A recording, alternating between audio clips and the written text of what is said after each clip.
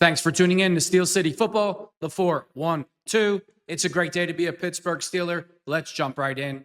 So Coach Tomlin, he sits down with the Pivot podcast. Let's jump into the video and I'll go from there.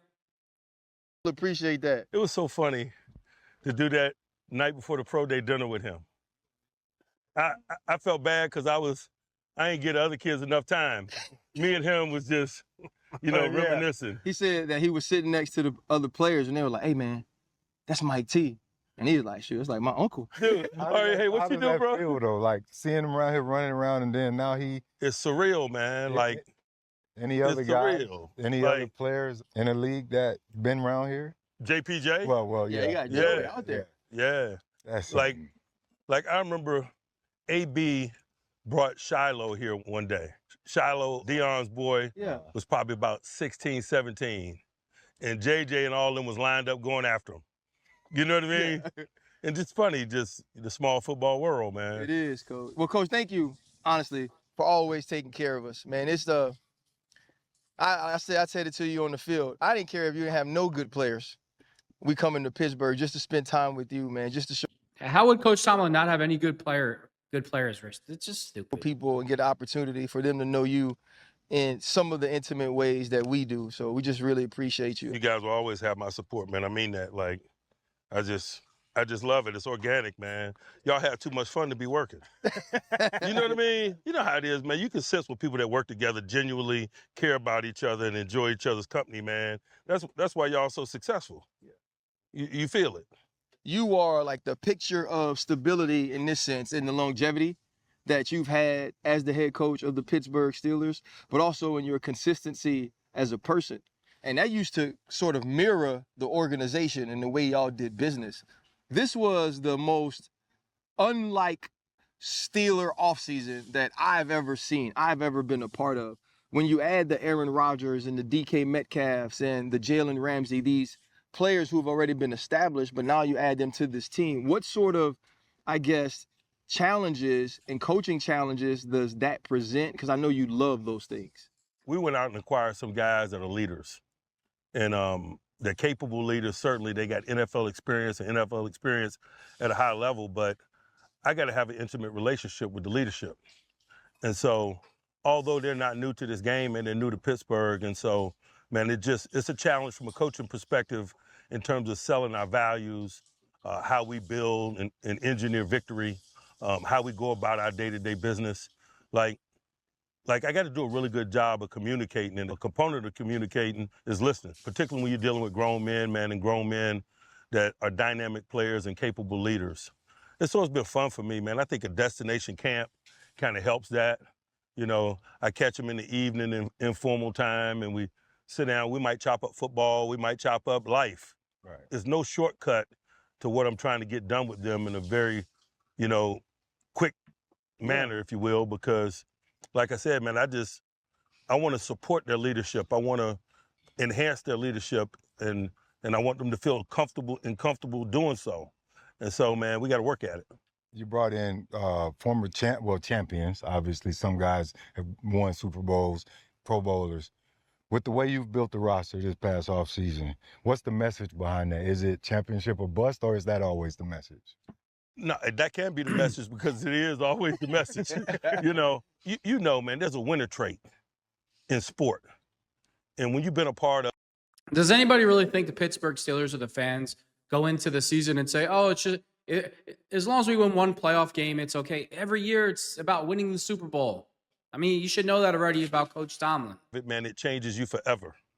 And as many guys as you can have with that experience, man, I think it positions you to push through adversity that we all know is coming. Mm-hmm. Not even the old guys, man. We got two rookies in Will Howard and Jack Sawyer that were captains of a national championship team at Ohio State. Right. Like, that winner trait is worth its weight in gold, man. You carry it with you forever. You feel it.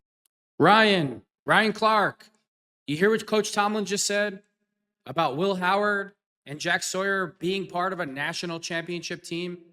And you were so mad that the Pittsburgh Steelers didn't draft Shador and they went after Will Howard. Well, when you win championships at the highest level, it means something. Since you're Mr. Football and know-it-all, you think you'd figure this out. but your opinion on who the Steelers should have drafted has nothing to do with football. And we all know what it has to do with. In their presence. And so, no question, that's something that was really in the front of my mind in terms of kind of putting this group together. Coach, when you pick up guys, like you're saying, Pro Bowlers like that, do you celebrate or you just get to work? Like, we got DK. Okay, now he can go to the X. Or you be like, God damn, we got DK. Hey, it's a little bit of both and a little bit of both continually. Yeah. You know what I mean? Like the other day, he went by me on the sideline, and I was like, DK, play for us. You know what I mean? And there are those moments, like continually. Yeah. Like when he does something that, like, ooh, man, it's fun. But certainly it requires some work and some strategy, man. These are dynamic guys, and it's my job, man, to put them in position to be successful and their talents to show. Jalen Ramsey is an example of that, man. I've been blown away by his versatility, man, his football intellect. Like, you cannot put this guy in a position that he's not on the details. Mm. And you know how sometimes, man, communication tells you everything? Man, we're in our first walkthrough, and he's moving from free safety to nickel to outside corner, and his communication is not lacking in any way as his formations adjust and playing a variety of positions in one walkthrough. And it just kind of speaks to how talented he is. We know his physical talent, but this guy's football intellect is on the ceiling. Coach, when you build a team, you start to build the teams to play against the best teams that you have to face, the teams you compete with to win championships. In basketball, people started building teams to beat the Golden State Warriors, right? How do we match up against them? Even in your own division, you have a team like the Cincinnati Bengals who can just flat out throw it all around the yard if you don't have people that can cover them. You have Joey Porter Jr., who's a 1. You bring in Darius Slay, who's been a 1 throughout his career. Jalen Ramsey, still one of the best corners in all of football. Was there a focus in saying we need to make sure we can cover guys this year? And what was your thought in bringing all of them together? You hit it on the head. Man to man. We got to be able to do that. We got to be able to match up on people. And with that collection of guys that you mentioned, I feel like we could do it against anybody. No disrespect to Cincinnati or anybody else that has an elite group, but that's just a level of confidence that we have in that collective. Coupled with the fact that we got big-time talent up front, and we got a lot invested in it in terms of our rush. Your ability to cover people man-to-man does nothing but help your rush. We can't be good on defense. We got to be great on defense, and being able to match up and play man-to-man is a major component of that in today's game. Coach, what do you say to people that are arguing the point that even though Mike Tomlin hasn't had a losing season, team hasn't won a playoff game since 2016? I say nothing. We got resumes. We all do. And we got to stand on that. I live a life, man, where I don't seek comfort. I don't make excuses. Engaging in that discussion to me is excuses. I don't live that life, man. Like, I pour everything I got into what I do, man, and when the dust settles, it settles, and I keep it moving. And so, I don't care a whole lot about what people have to say. I do. I don't. Like, respectfully, I don't. Some people, some people talk, some people watch, some people do. I'm glad I'm a doer. I'm glad I live in that world. I love the kitchen. I love competition. I love it when it's hot. I love the challenges that our business presents. Like, that's just the life I choose to live, and I understand the things that come with it, man, and I'm okay with it. Coach, going back to Jalen real quick, I know the old Steeler way. Trust me, I played against you many times. I know the shit that comes from this one. Fragile Fred couldn't even make it through a whole game because every time he got hit, he'd head off to the sideline. Jalen and Calvin Austin, the camp scuffle. Was you back there snickering? Like, did you have a little devilish smile on your face? Because Jalen come with some shit. I was laughing because Jalen was laughing at Calvin. And I'm like, Jalen, man, don't laugh at that little human, man. He mean it, man. like you really pissed him off. He trying to squabble with you, and you laughing. But you gotta love when veterans come. They trying to get the best out of these guys, right? You know how it is, man. In team development, man, it's gonna be brother against brother. Yep. Like, it's a component of it. We got to compete. We got to compete our ass off, man. But we got to do it with an understanding. And sometimes, man, winning and losing, man, people. People do what comes natural. And so I view it all as an opportunity to teach and to learn, and I see it as part of the process. But sometimes it's funny. Hey, Chad, when we saw DK, I was like, we gonna jump him. Don't have that fight one-on-one in the end zone. Hey, don't let RC fool y'all, man. They ain't fight fair a whole lot. Like, if you was fighting anybody in their group, you was fighting the group. Yo, but jumping people out here. Hell yeah. That's why we ain't gonna have too many fights. Hey, ain't no one-on-ones. No, no square ones. No square one. At all. At all. And coach, with your style, they call it old school, the longest tenured head coach and all that stuff. And you are a very physical team. And a lot of teams get more graceful, spreading out and all that stuff. And you sticking to your guns. And now you're looking around the league, coach, with the Eagles, the Lions. They coming back down to what you've been doing for 20 years. Physicality. Have you ever thought, have you ever said, you know what, we might need to put some more receivers out here? No. The only problem what he's saying is this, what Channing is saying is this. When you bring everybody and bunch everybody together, it shortens the running lanes, and if your offensive line ain't blocking, you can't run the football.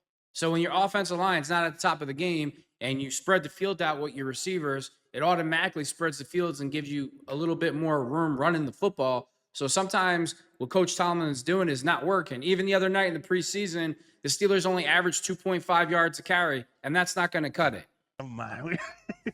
You know, it's funny. Like, I hate the fact that I'm so old that I can see cycles. But I see it. Yeah. It's a cool thing to see things come back around. You know, quarters is back in a big way. You know what I mean? Like, just schematic concepts. Like, everything kind of moves in cycles, man. And it's a blessing, man, when you've been at it so long that you can feel that. And I feel that in a lot of ways, man. But certain hills I'm going to be willing to die on. I'm going to be light on my feet. You have to be, man. You got to be open to change and doing things differently, man, if you're going to do something at a high level for a long time. But it's also some things that's got to be non-negotiable. And for me, the construction of physicality, man, is non-negotiable, man. I'm doing these dudes a disservice if I don't create an environment where they show that component of their game or develop that component of their game or prepare them for what I know is waiting for them in stadiums. Like, I'm not in the hope business. I hate hoping. And I think sometimes when you don't prepare them, you're hoping for performance, man. And I got to lay my head down at night. Coach, you mentioned certain hills you're willing to die on. We saw you walking down that hill right there, and we got at you a little bit. Hey, man. Hey, man. Hey, I'm 50+ years old, man. I got my comfortable Hokers on. Like, y'all come back 10 years from now, I'm gonna have like some white mall shoes on. But that's exactly the thing, though. Like, you say you're willing to die on certain hills, and I take that, you keep coming back. You ain't even old, man. Like, most coaches started out at this age, right?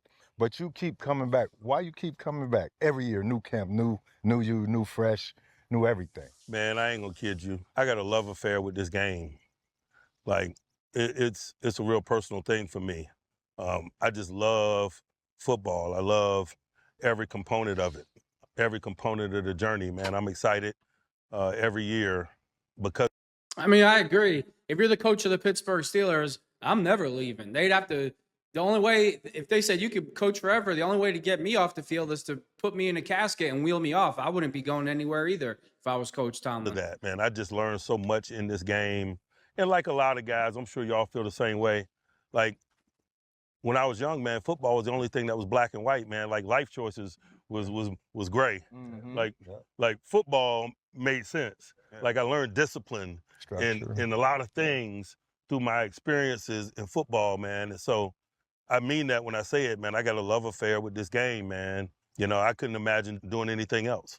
Coach, you mentioned on the field, Chan brought up how much the younger coaches have an affinity for you, how highly they speak of you, the respect that they show you. And it seems like that's a respect given because there's a mutual level of kindness and there's a mutual level of conversation and giving that you share with those dudes.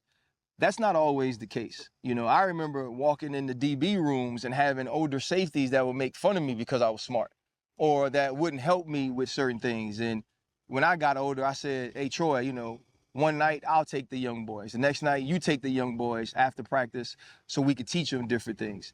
You seem to really reach out and be a part of helping young coaches continue to develop, continue to mature. Why is that something that seems important to you in that way? You know, for me, it's about helping them, but it's also just giving back to the game. It's the right thing to do, I think. Like, these head jobs, man, they lonely jobs. It's certainly my job to beat them. But I think extending a welcoming hand or chopping it up with them formally, informally, doesn't lessen that in any way, man. It just feels like the right thing to do. I've been where they are. I know what that feels like. And so, like, it's just something over the years, man, I just felt moved to do, to be welcoming. Like, we're in a small fraternity, man. It's 32 of these jobs on the planet. And so I've been at it for a while, as you mentioned. And so I just want to be approachable. I want to be welcoming. And then we kick the ball off. Hey, you know, Ross said, hey, Raw, you know, he always, coach, every time we get around Raheem, he does a Mike T impersonation. Hey, Every single time. hey, is no better example of that. Like, I love Ra. Ra is my brother. I will literally give him the shirt off of my back, but I forget I know Ra when he's standing on that other sideline. And you go get after I it. click back in after. Oh, man, all the best, man. To your family, man. Tell Nick I said hello. How's the wife? Yeah. I dang near forgot I knew you. Yeah, it just is what we do, man. But, like, the fellowship is real. I want to be a component of it. It's okay to be a component of it.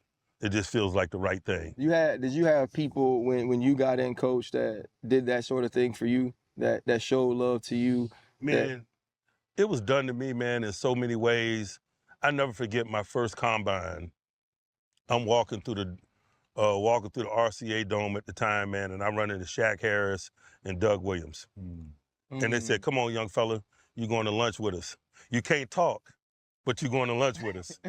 And I did, you know, and Ray Rhodes, and I sat there at lunch, and I just soaked it up. Yeah. Like that fellowship, man.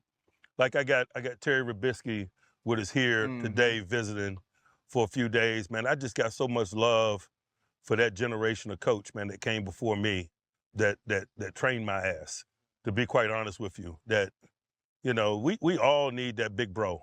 Like, even where I am today, man, that's why I enjoy bringing a coach like that around, man, because I just, you know, I got enough people laughing at my jokes.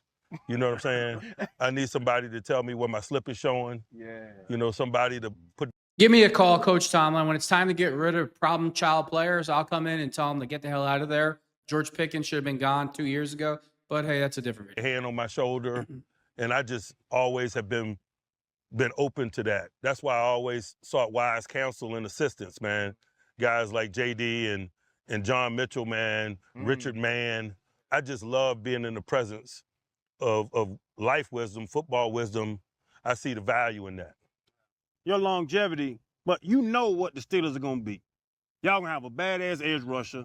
Y'all going to have some big boys way back to Seaham and all them boys. Like, back when we played, you going to have some badass front seven, and you going to have some guys that can cover on that edge. Then you going to have Troy's and Ryan's. Like, does that gain the respect from these coaches? Because, coach, I know exactly how your team is going to look every year. The name's going to change, the numbers going to change, but I know exactly how the Pittsburgh Steelers are going to look. It's really fun, man. It's not exactly a good thing. It's time to start mixing up the coverages and going back to a real 3-4 defense instead of a 4-2-5. Weird when you could draw parallels to the process. Like when you're looking at one and you're like, this the next Lamar Woodley. Yeah. Right here. You know, you just see the pieces. You remember how you put it together a generation ago. Like, we developing a talented young offensive line right now. We've invested ones at tackle, 2 ones over the last 3 years. We got a second-round center going into a second year. That is a young group, man, that I'm watching grow and grow together. They're going to be in each other's weddings. They're going to be the godfather to each other's kids. But if you think 15, 16 years ago, I put a group together like Marquise Pouncey, David DeCastro, Marcus Gilbert, in a very similar way. I could see what these kids can't see. Like, and that's why I tell them, like, Y'all gonna be godfather to each other's kids. Y'all gonna be in each other's weddings, man. Like, we building something here. And it's been done before. And I think sometimes, particularly in tough days, that it's good to get that history lesson, to know that they're not walking on unpaved roads, that there's a vision. It's been done and done before, and they're capable of doing it. I put up a graphic, man. I showed them, the 9 Pro Bowls that Pouncey had, the six Pro Bowls that the Castro had, yeah. the 2 Pro Bowls that Villanueva had. I said, now go to work. Yeah. You know what I mean? Yeah. And so it's fun just to kind of provide that perspective and feel that, and to have a business model Yes. that's real and you believe in. It helps you when you're shopping for the groceries. Right. Mhm. Yeah. Coach, those groceries are to protect a very important person here. Now, I remember sitting in the draft. There's a video of me at 21 because I wanted y'all to get a quarterback. I can be honest, right? And y'all didn't, and I threw a fit. You know what I mean? A lot of Steelers fans were mad at me. Some agreed with me. And you don't care. I don't, Coach. I know. And I don't. I just want to say that. Yeah. And at the time, And racist Ryan Clark's, him wanting Coach Tomlin to draft Shador had nothing to do with football at all, because that's what racist Ryan Clark does and who he is as a person. Had nothing to do with football. like, Coach must know Aaron is coming. I was like, he has to know this. And Aaron does become a Pittsburgh Steeler, and I've seen so much mutual respect. I remember Aaron sent us home. You've seen so much mutual respect between Aaron and Coach Tomlin, but for the last 25 years, racist Ryan Clark's had absolutely no respect for Aaron Rodgers, attacks him on a daily basis. He's arrogant, he's all these things, and he's only saying that for a few reasons. He's white, conservative, and anti-vax, and that's what you get from racist Ryan Clark. But now racist Ryan Clark's he can never stand behind the things that he said. And that's going to come out next. Your arm around my shoulder pads is the last 2 people that walked off of the field at AT&T Stadium years ago. When you think about that relationship of head coach, quarterback, it's all important. But it's also important that you not only respect each other, but you believe in one another. What gives you the belief in Aaron Rodgers that he's the right person to lead the Pittsburgh Steelers back to where they belong, and that's championship caliber? Here's why. This dude been doing it 21 years, man. 4-time MVP, all of that stuff. Like, I just wanted to know why. Why does the fire still burn? What is his agenda? Those are some of the conversations that we had in the spring, man. And I just got real comfortable with his why, man. Like, all he wants to do is win. All he wants to do is have fun within the game. He wants to be a component of the process of development for young players. Like, everything that we talked about through our conversations in the spring, I'm watching him live out right now in this training camp setting. I believed him when he said it, but it's fun to watch it play out. I think that's why I'm excited. I think that's why I was comfortable. And you're right, I knew something. Yeah, Ryan, I know that's hard for you to accept. Coach Tomlin doesn't have the time to worry about race and politics. He's worried about winning and building a great team, something that you can't seem to focus on at your job on ESPN and the Pivot podcast, because every single day you make everything racial because you're a piece of garbage. I knew it, Craig. I used to be on TV. I was like, he has to know. And, I have to be very careful about what I say because people think I just text. Wait, hold on. Racist Ryan Clark has to be very careful what he says. When has racist Ryan Clark ever been careful about what comes out of his mouth? He's just in total denial 24 hours a day. He thinks no.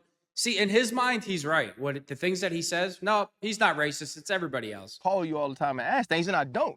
Right? So I was like, you don't have to. You know me. Yeah, I was like, I know him well enough. He's the smartest person I know. And I was like, he knows something because he wouldn't move like this and leave the draft this way if he didn't know. It's the what Mike T doing. Yeah. Exactly what Mike T wants to do. Yeah. That's my answer every time. Quiet as kept. About a week ago, I asked him a question. I said, if you had 3 players that you have extreme bias towards that you want to see do well, and 1 player that you kind of secretly rooting for to do well, guess who he said first? Aaron Rodgers. Why? So Because people, Aaron Rodgers does well, he does well. obviously, yes. Oh, he didn't like that. Racist Ryan Clark didn't want that to come out. And it's a lie anyway. He doesn't want Aaron Rodgers to do well at all. because Aaron Rodgers anti-vax, he's considered conservative. If you look at racist Ryan Clark's history over the 20 years on ESPN, he would attack Aaron Rodgers every chance he got. And Aaron Rodgers, the only time he ever addressed it, he goes, "Hey, buddy, whatever it is, just let it go already." But hey, I wouldn't expect anything else from the clown Ryan Clark. But people want to pit RC against Aaron, right? But RC, Wait. People are pitting RC against Aaron Rodgers. It's everybody else's fault. So it's the fans' fault. It's everybody else's fault. It's not Ryan Clark's big mouth on a daily basis and the things that he says about Aaron Rodgers. Yeah, I wouldn't expect anything else from Fragile Fred Taylor. RC is a truth seeker. Like, he's fair, he's unbiased. Wow, I got to stop it again. And people, Ryan Clark is fair, a truth seeker, and not biased. Okay. Yeah. All right, Fred. Did you get paid for that statement? Wow.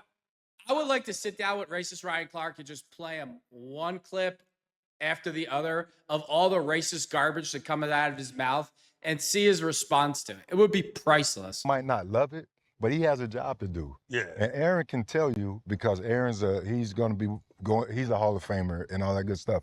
But he can tell you when I'm playing well, yeah, I probably won't say it. But when I'm playing bad, I'll let you know. And that's the honesty we want from those guys, that transparency and the leadership. You always say, we're not going to apologize for the standard, right? Is that standard, is that the same? It better be. Like, that's got to be one of the hills that you're willing to die on.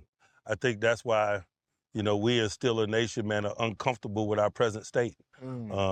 Because these particular recent seasons, man, hadn't ended in the manner in which we like or accept or embrace. But 2025 is a new year, man. I got some new toys. You know what I mean? Yeah. And so I see you at stadiums. Why didn't you draft me, Coach? Hey, Coach, we appreciate you as always. Pivot fam, thank y'all for pivoting with us, man. Love you so much, Coach. Hey, it ain't nothing but love. And you're right. Like, he's a mutual combatant, right? Like he loves it. He loves being in the eye of it. Like, don't let him fool you. Like, not only does he not mind it, he loves it. He loves it. Loves it. Because Wait, racist Ryan Clark loves to say dumb, ignorant things? Yeah, I agree with that. People, my secrets. because he got a good mouthpiece. Like he's thoughtful. Stuff doesn't spill out of his mouth. And then there's a component of him where if it gets beyond that, he's really comfortable with that too. Yeah. And that's a side of him that he don't mind showing from time to In time. other words, you say he want all the smoke. It's so funny. I'm like, sometimes I'm like, no, RC, no. Oh, racist Ryan Clark wants all the smoke? Yeah, until he works with Sage Steele, and then he can't work with her because he's so fragile. He can't work with a black female that's a conservative and refuses to work with her, but he wants all the smoke. Yeah, okay. Oh, he going there. Hey, I told him the story, Coach, when you called me in that little office, just said, hey, man, don't throw them rocks at them tanks, man. He was like, RC, you got to chill out. Man, he wanted all the time. He wanted. Oh, please, thank you. We can't go get Of course, racist Ryan Clark, he's not a man. He doesn't know what being a man is. So he sat there and he acts like he's never attacked Aaron Rodgers over the years. Now he's all for Aaron Rodgers. And yeah, he is for Aaron Rodgers because racist Ryan Clark likes Coach Tomlin. He's not really for Aaron Rodgers, and we all know the reason why. And like the typical coward that he is, he couldn't just come out and say, I don't like Aaron Rodgers as a person. Hey, no big deal. We all know that already. Anybody that's paying attention knows that you don't like the guy for a lot of different reasons. We all know what they are, racist Ryan Clark. No, it's no big deal. But when you sit here and, you do your whole little act that you do, and then, of course, you got your boy covering for you. Oh, racist Ryan Clark is fair. He's not biased. And just give me an effing break. Do you think people aren't paying attention? But you know what? In his delusional racist mind, he really isn't racist. It's everybody else's fault. And I wouldn't expect anything different. And with that being said, thanks for tuning in to Steel City Football, the 4-1-2.